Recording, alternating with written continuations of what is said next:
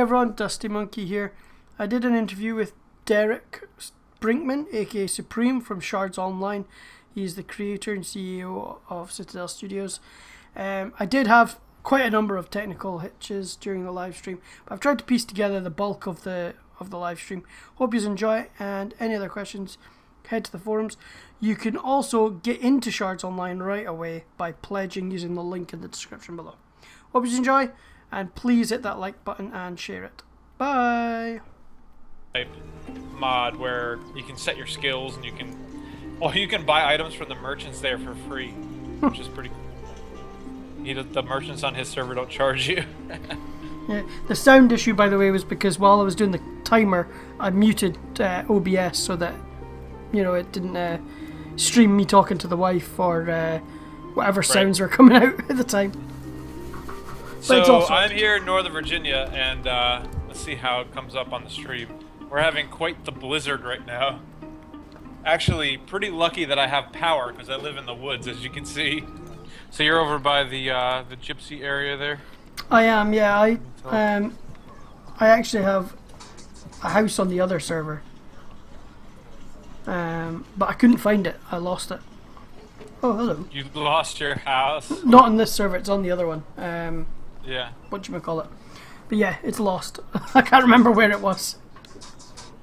There's actually a lot of housing area available now because we dropped all of the wooden houses. So when you do the starting quest with the mayor, you get a free wooden house. So there were tons and tons of just abandoned wooden houses. So we gave everybody who had one of those tiny little wooden houses 3 days to visit their house. If they didn't visit their house or send us an email, the house went poof. See, I was that's why I logged in, and what happened was, for some reason I was dead in my house, and so I went to go find my house to try and activate it, but I didn't make it. Yeah. Because I couldn't find it. There's a command called /corpse, and it'll actually point you to the direction of the last place you died. Oh, I didn't know about that. So you learn something new every day. Yeah, a lot of people don't know about the / commands. If you do /help, it'll give you a list of commands. That's quite funny. Thank you.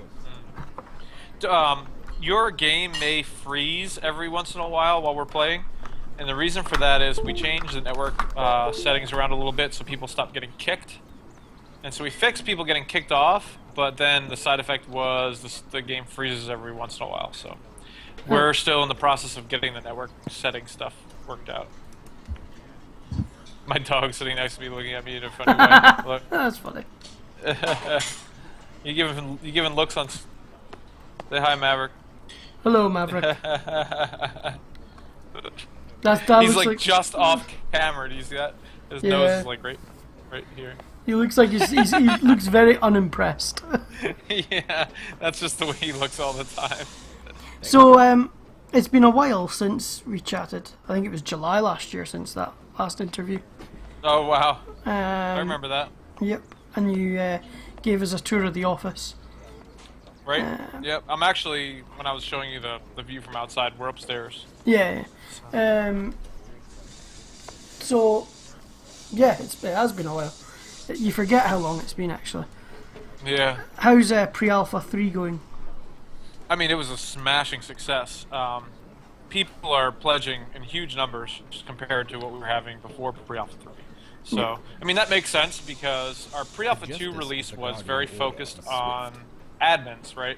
The whole point of the Pre-Alpha 2 release was to get admins running their own servers. It wasn't really focused on the gameplay experience all that much. And so Pre-Alpha 3, we spent all of the time between Pre-Alpha 2 and Pre-Alpha 3 launch focusing on making the game fun. And I think we succeeded because, I mean, there are people playing for hours. This guy Tyrus that's talking right now in chat, I don't even know how many hours that guy has put into the game. And so I think Pre-Alpha 3 was a huge success. I think if you ask most of our active player base, they would agree. We have a long way. The Pre-Alpha 3 success. Yeah. It was more than we could have asked for. Good. So people turned out in huge numbers to pledge after we launched it, and that's really what we need. The more time we can take between now and getting to Alpha, the more resources we can devote to making the game better before we go on Steam, the better off we're going to be. Oh yeah, definitely. I think so. That is obviously the intention to head to Steam. That's the big push, right? So, really, there's two goals between now and, well, the next big goal is Alpha. And then somewhere after Alpha would be Steam. Cool. So, we were contemplating whether or not we should do our Steam and our Alpha launch at the same time, or kind of spread them out a little bit. And we're actually thinking it might be better to get on Steam first, or sorry, get in Alpha first, and get all of our current pledges helping us kind of work out the quirks. Yeah.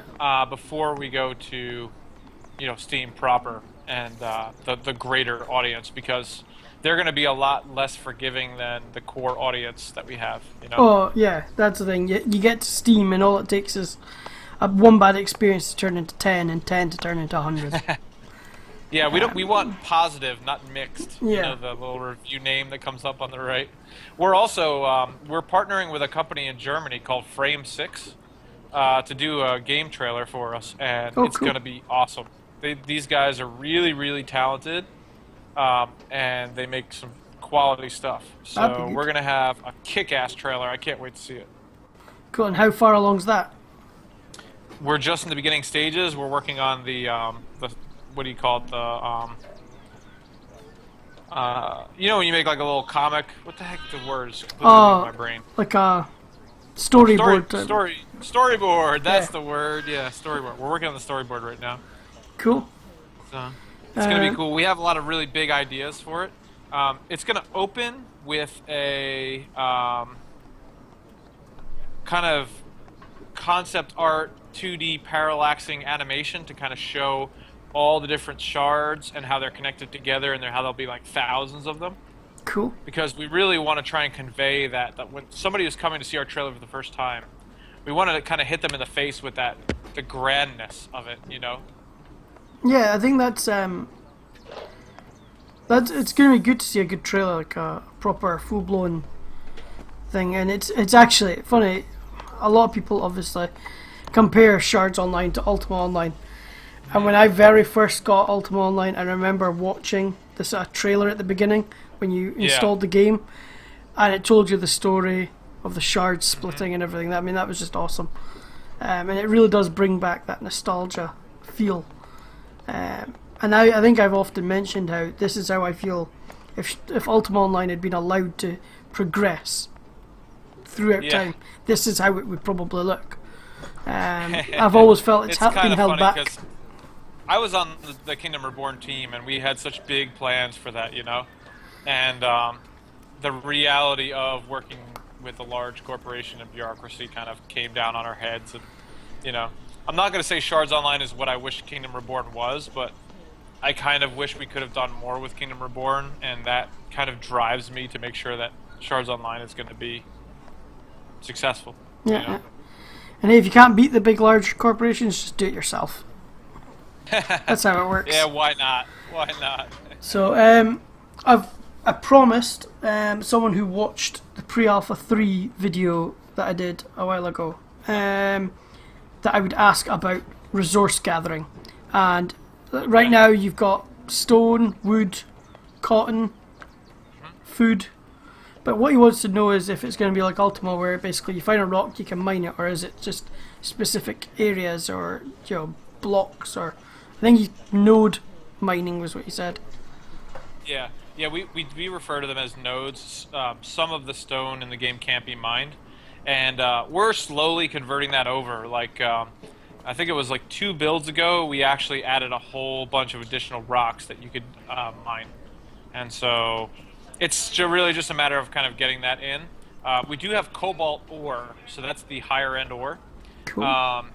If you go here, follow me and come to the blacksmith, I'll show you something. There's 3 levels of quality for armor. So it starts with flimsy. That's the lowest durability and doesn't last quite as long, and it doesn't have as much room for stats on it. Then the second level is sturdy, I think, or stout. I always mix sturdy and stout up. Here, click on the forge over here. Let's see if we have a recipe built in. Yeah, okay.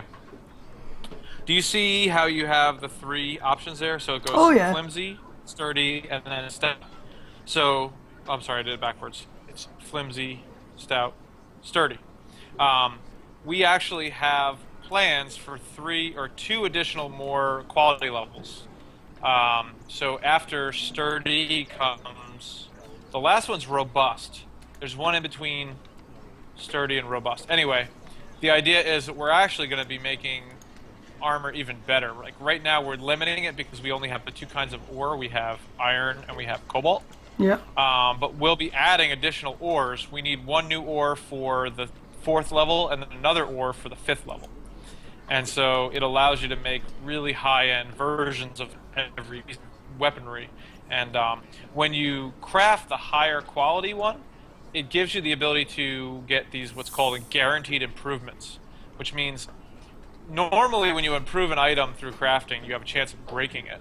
But the higher quality ones, you get like 2 or 3 or even 4 guaranteed improvements to that item. Okay. And those improvements add stats. And so the idea is that the higher the quality, the more stats you can fit on the item. That makes sense. Mm-hmm. So when he's talking about more ore, we're saying, okay, right now we have iron, cobalt. We need 2 more. So there'll be 2 more ores, probably silver and something. I'm not sure what we haven't decided. So when we start adding extra shards, there'll be new wood coming in with the different maps. All right, cool. And will you be able to transport them to the different? You know, like you could transport that one back to. Yeah, if you can carry it, you can take it with you. Oh. We've actually discussed the idea of having certain items that do not go across shards. You know, like from one world to another. But most items, you can just carry them across. That's cool. So. So some things that were brought up in the forums to ask. All right. Skills. How many skills do you plan to have? Oh man, there's no answer to that, right? Because we're just always adding new ones. It's really. I wonder if we can count how many skills we have right now. I should know that number off the top of my head, huh? So combat has 1, 2, 3, 4, 5. Open the skills window there, Dusty, if you're in the game. What's the button for that? It's again? C. C for character. Yeah. 1, 2, 3, 4, 5, 6, 7, 8, 9, 10, 11, 12, 13. So there's 13 combat skills. Yeah. There's 5 trade skills. Yeah, and then 4 harvesting skills. Yeah. I would imagine, so that's what, a total of 9 plus 13, 22 skills right now? Yep. We'll probably have around 50 by the time we hit beta. Cool. Maybe a little less.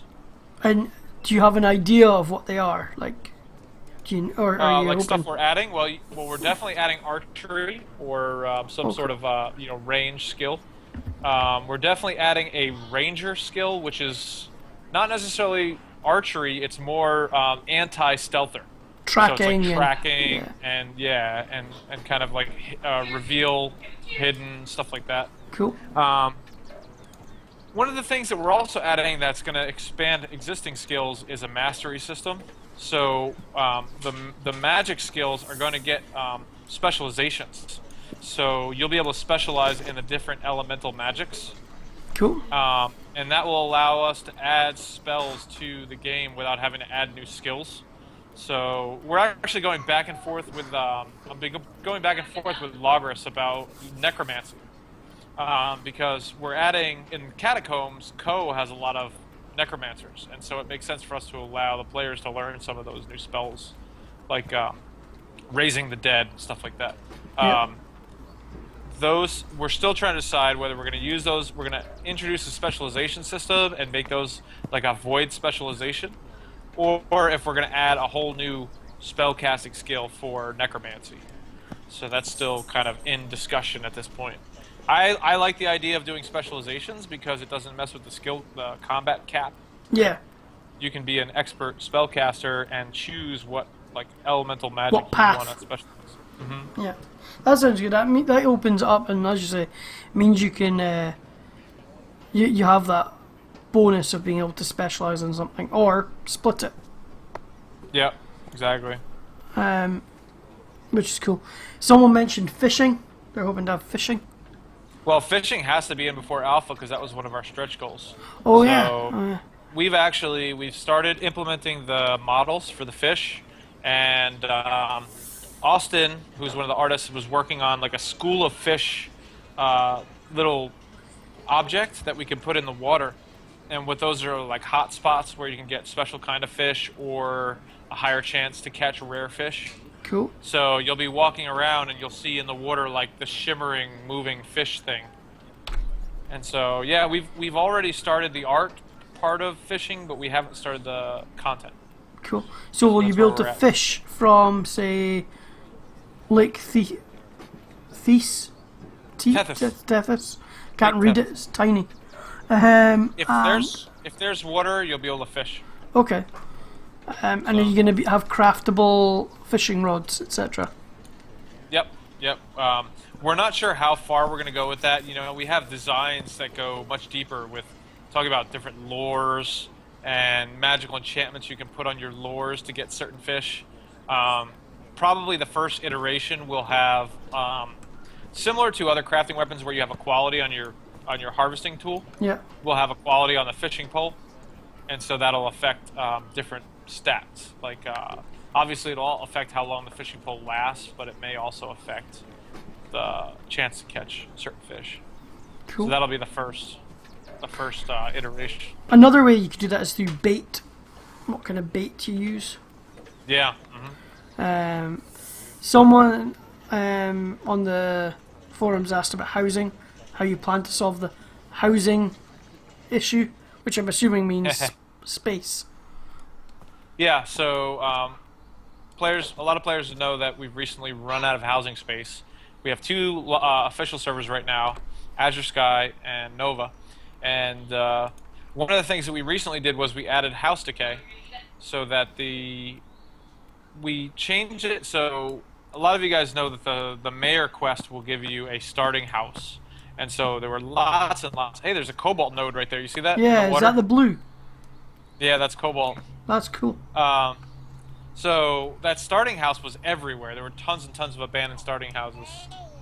Hi. Oh, you give me some popcorn? Gonna say hi to the stream? Hello. Sammy Jo, the real CEO. Say hi, Dusty. She's waving.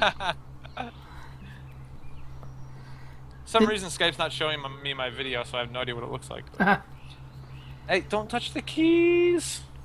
What was I saying? I forgot. I don't remember either. Got distracted. Yeah, we got distracted by the cobalt node. Then my daughter showed up. Yeah. Went completely off the rails. We were talking about Fishing. Housing and housing. Space. That's it. And so yeah, so we added house decay. It's actually a lot like the way it was done in Ultima Online. So Dusty, there's a little picture of you on the corner of the screen, and she's kissing the picture. Nice. Oh, thanks. You hussy! There was one night actually. I was in a Google Hangout with Maleda, and my youngest son decided to come and join me at 3 in the morning.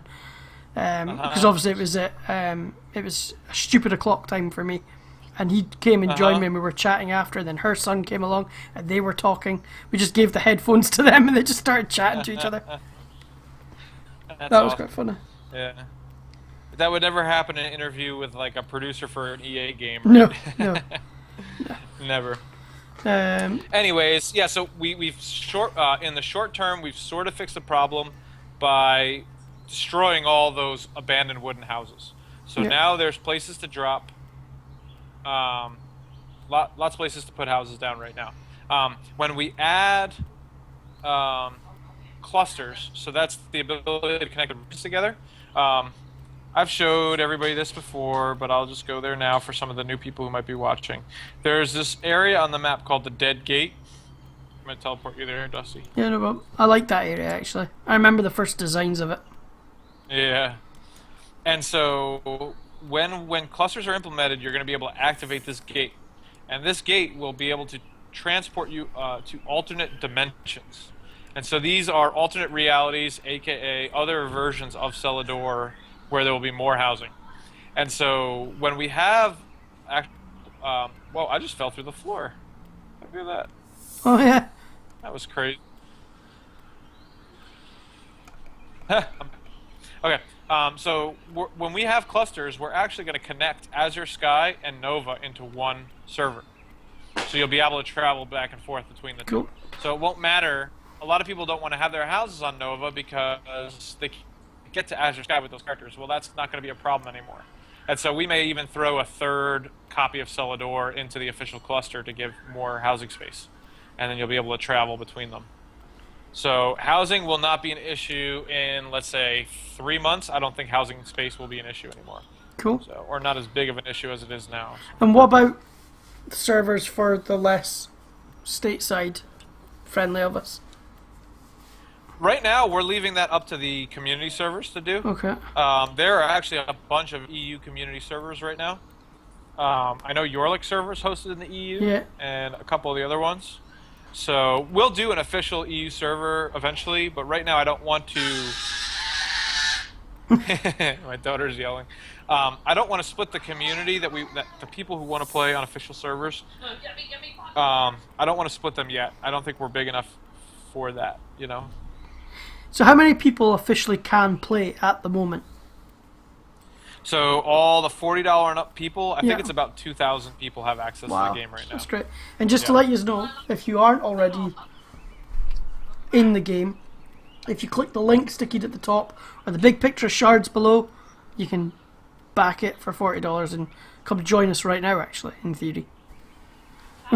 Yep, that's Dusty's referral link too. It might have be. You gotten any referrals? No, not as yet. Not yet.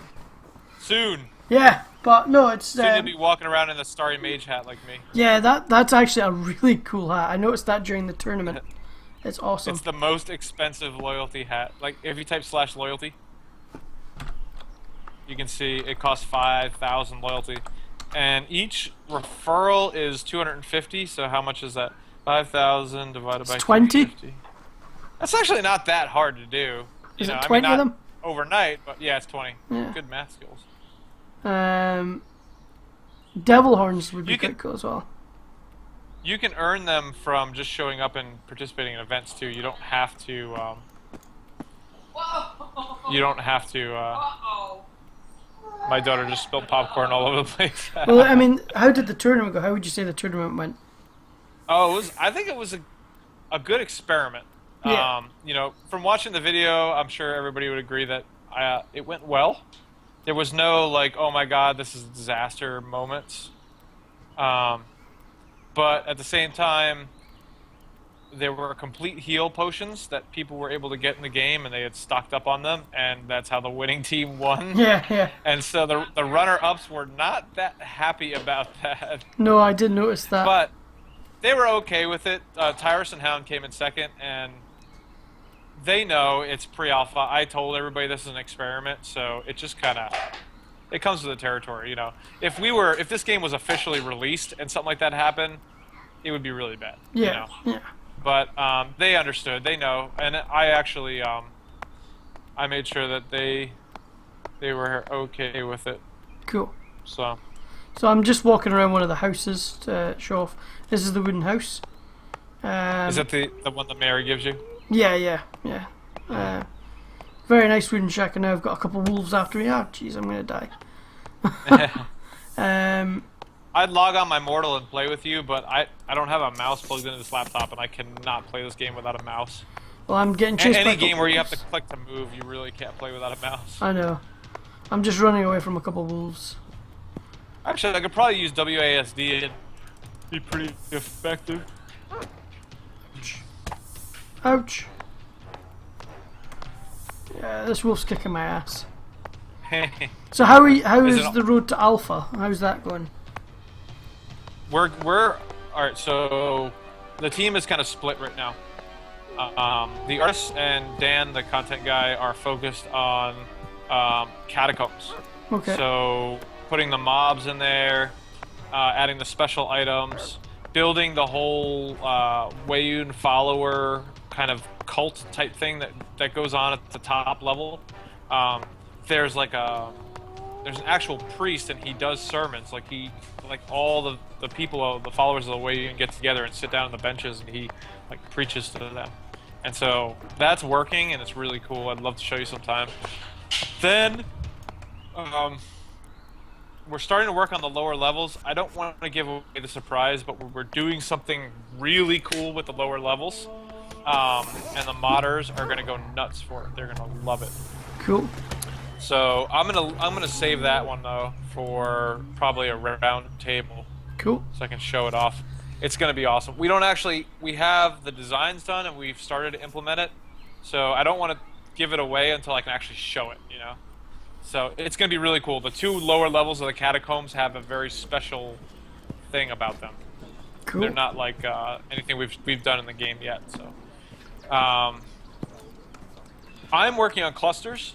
So being the project lead and the lead programmer means that I get to do all the fun, like low-level, hardcore stuff. So and you're busy, I would assume. Yeah. So clusters means the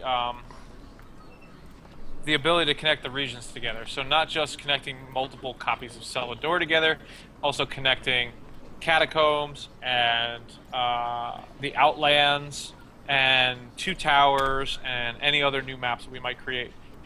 It's the ability to travel between them and have them all connected to one server. That I think is going to add a completely new dynamic to Shards Online, and obviously is one of the big points of the game. Yeah, I mean, right now everybody's trapped on Celador, and I mean, while we're having a blast here on Celador, I mean, it's really just such a tiny part of the game, you know. Things are just going to get bigger and better from here. This is the starting point. Yeah. You know, I would say, you know, in terms of what the players are going to get to experience, what they're seeing right now in Pre-Alpha 3 is like 10% of the game that's going to be released, you know, in 2017. That's really encouraging. So we've not even seen a quarter of what you've got planned, which is great to hear. I know. This is just a taste, man. Because, I mean, you think about, you have the Colosseum, you have Tower of Babel, you have Terminus, and then eventually we're going to do Londinium, which is the steampunk world. I mean, it's just going to get crazy. Have plans in the timeline to start to shift the game more science fiction. Okay. Right?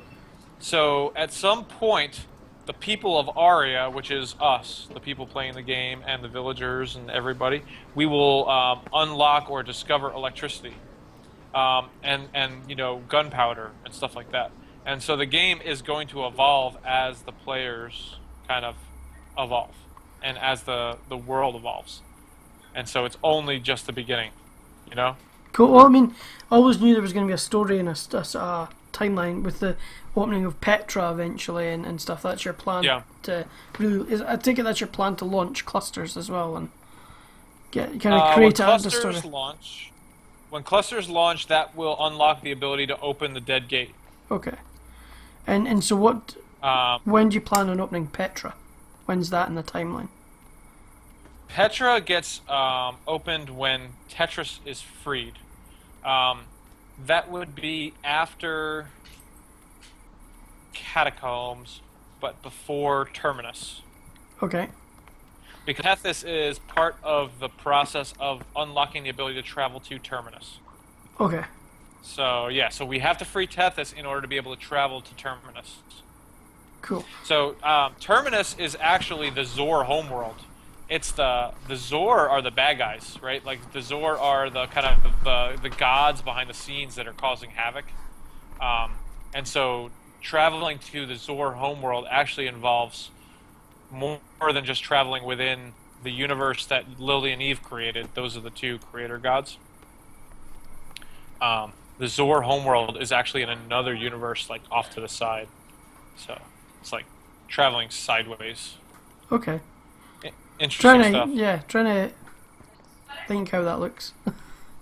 It's really hard to roll out the story because we've talked about so much, like doing interviews like this. Yeah. But if you walk around Celador and you actually just talk to people, a lot of the story actually kind of becomes known to you. It's just a matter of actually wanting to know it, right? I mean, you could play the game and not really know much about the story at all, or you can go and talk to all these NPCs like Rothschild and the NPC at the Dead Gate and stuff, and they will they'll kind of teach you some of this stuff. That's cool. Yeah, I like the idea of the NPCs being kind of alive, almost like it's kind of like AI rather than NPCs. They've got. We try really hard. We still have a long ways to go with the kind of living NPCs. Like we still want the villagers in town to like go to bed at night or go to the inn in the evening time, and a lot of that stuff still has to get done. So I need to wrap this up. I promised the wife, aka Chrissay, that we'd be done in an hour. So no, that's cool. I basically promised. Did we get all your questions? Most of them. Most of them. Can we do like a quick? Yeah. Give me a second. A quick fire round. Ones? We'll try and do a quick fire round, that's what we'll do. Just got to head to the forum. Oh, one question I remember. Mounts. Will we have mounts?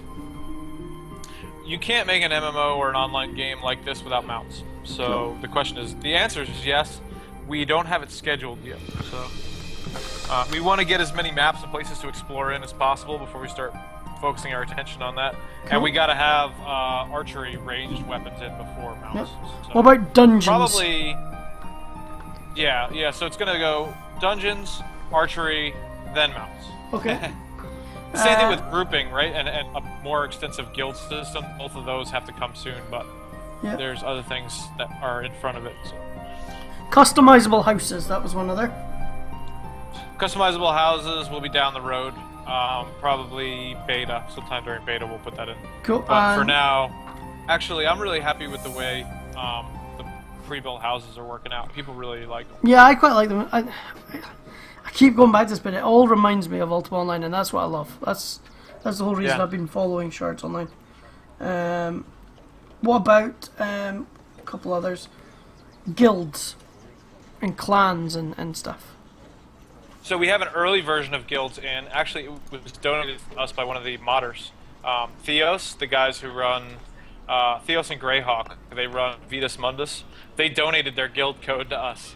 Oh, cool. And so we have a kind of early version of guild code in. When we do cluster, we can do the final version of guilds because we need to make sure guilds work across multiple regions. Yeah. So we want to get clusters in first, then we'll start doing the guild stuff. Cool. So. Trying to look at some of these others. What about things like in Ultima they had what's the word I'm looking for? It's not religions, it's I can't even remember what they're called. Like honor and... Well, there was the karma system, and there was honor. Yeah, stuff like that. Yeah, what about that kind of system? Well, so we have our faction system, right? So you can gain the villagers or the cultists, and you'll be also be able to gain faction with the followers of the Wayun in Catacombs. But as far as like a karma system and a proper criminal system and stuff like that, we have all this stuff in like different stages in design. Okay. It's really just a matter of slotting them into the development priorities, So eventually, yes. Cool. And a map builder for those who like to build their own places. Yeah, has to be done, right? We really couldn't call our game moddable if players couldn't make custom maps. Yeah. So it will be. I can't remember which stage of alpha that's in. It's somewhere between alpha and beta is when we introduce custom maps. Cool. That's good. I put some stew on the ground for you there, Dusty. You look hungry. Yeah, apparently I am. That's Tyrus, not me. One last question actually for me. Trading between people. So like a secure trade system? Yeah. Yeah, we are. It's another one of those things. We have it in design, and we just got to get it into the development schedule. Right now, it's easy enough to go somewhere where there's no other players around. Yeah. You can walk in your house and lock the door. So that's why it's not been a real top priority for us. But we got to have it eventually. Cool. So. Cool.